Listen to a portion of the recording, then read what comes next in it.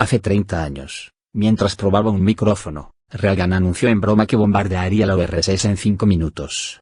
Aquella intervención fue una de las más notorias de la Guerra Fría. Les mostramos algunas de las declaraciones más destacadas de esa época. La segunda mitad del siglo XX ha pasado a la historia universal como la época de la Guerra Fría, el enfrentamiento entre dos superpotencias, la URSS y Estados Unidos, y sendos bloques militares formados en torno a cada uno de los dos estados que puso en vilo a la humanidad. En las relaciones entre los dos bloques militares hubo períodos de aparente paz y llamados de distensión y momentos en los que la humanidad parecía hallarse al borde de una catástrofe nuclear. En ciertas etapas las dos grandes potencias lucharon indirectamente entre sí, como en Corea a principios de 1950 o en Vietnam entre 1960 y 1970, y en otras ocasiones incluso sus jefes de Estado se cursaron visitas mutuas. Sin embargo, el temor a que alguna noche se lanzara un misil o despegara un avión con bomba nuclear a bordo desde una base militar invadió a varias generaciones de soviéticos, estadounidenses y europeos.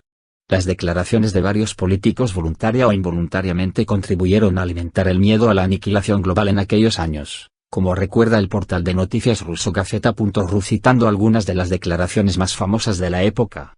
Winston Churchill, el 5 de marzo de 1946, durante un discurso pronunciado en Fulton, Missouri, el político británico y líder del Partido Conservador lanzó la frase que marcaría todo este periodo de la historia: desde Stettin en el Báltico hasta Trieste en el Adriático, un telón de acero ha descendido a través del continente. Detrás de esa cortina están las capitales de la Europa central y oriental tales como Varsovia, Berlín, Praga, Viena, Budapest, Belgrado, Bucarest y Sofía. Todas estas ciudades y las poblaciones alrededor de ellas han caído bajo la esfera de la Unión Soviética.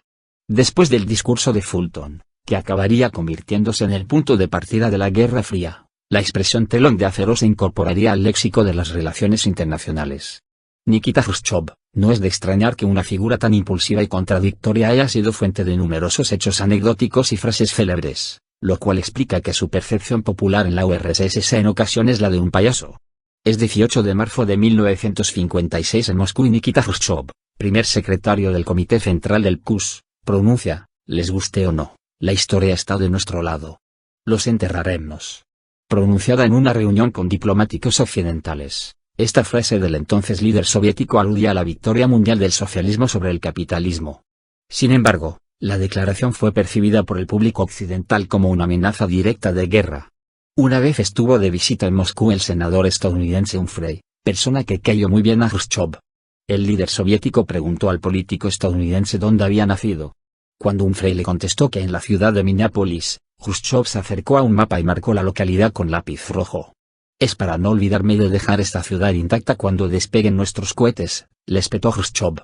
Quizá la más famosa de sus anécdotas ocurrió cuando Jrushchov, que siempre infundía horror a los traductores por sus improvisaciones, hizo gala de su rico lenguaje ruso mientras pasaba revista a la Exposición Nacional Estadounidense en Moscú en junio de 1959. Ahí pronunció al entonces vicepresidente Richard Nixon una frase que normalmente se usaba en Rusia para asustar a los niños y que fue traducida literalmente: les mostraremos a la madre de Kuzma. Aparte de la perplejidad con la que dejó a quienes la escucharon, la frase fue gran motivo de preocupación, pues se pensó que se trataba de un arma nuclear rusa codificada como madre de Kuzma. La predictibilidad política nunca fue una de las virtudes de Jrushchov. Bajo su gobierno el país estuvo al borde de la Tercera Guerra Mundial durante la crisis de los misiles. Sin embargo, Jrushchov fue el primer líder soviético en visitar Estados Unidos. Durante su mandato, las relaciones soviético-estadounidenses se intensificaron y la muerte del presidente John F. Kennedy fue percibida en la URSS como una tragedia. Ronald Reagan, en una intervención el 8 de marzo de 1983 ante la Asociación Nacional de Evangélicos Estadounidense de la ciudad de Orlando, estado de Florida, el entonces presidente de Estados Unidos afirmaría, en sus discusiones de las propuestas de moratoria nuclear: les hago una llamada para que tengan cuidado con la tentación del orgullo, la tentación de alegremente declararse ustedes por encima de todo y etiquetar a ambas partes, Estados Unidos y la URSS, como igualmente en falta, ignorar los hechos de la historia y los impulsos agresivos de un imperio del mal, calificar a la carrera armamentística simplemente de gigantesco malentendido y, por lo tanto, apartarse ustedes de la lucha entre lo correcto y lo incorrecto y entre el bien y el mal. Fue el primer uso oficialmente registrado de la expresión imperio del mal por parte del entonces presidente. Por imperio del mal Reagan entendía, por supuesto, a la URSS. La importancia de aquel discurso, que fue tildado de histérico, Todavía es motivo de discusión entre historiadores y científicos políticos. Pero hay algo cierto, el imperio del mal se convirtió en uno de los clichés políticos del siglo XX. El 11 de agosto de 1984, durante una intervención pública en Washington y mientras se aseguraba del funcionamiento de su micrófono, Ronald Reagan declararía: «Queridos estadounidenses, me complazco en anunciarles que acabo de firmar una orden que deja fuera de la ley para siempre a Rusia. Dentro de 5 minutos comenzaremos los bombardeos». El gobierno soviético, sin embargo, no parecía muy dispuesto a tomárselo en broma.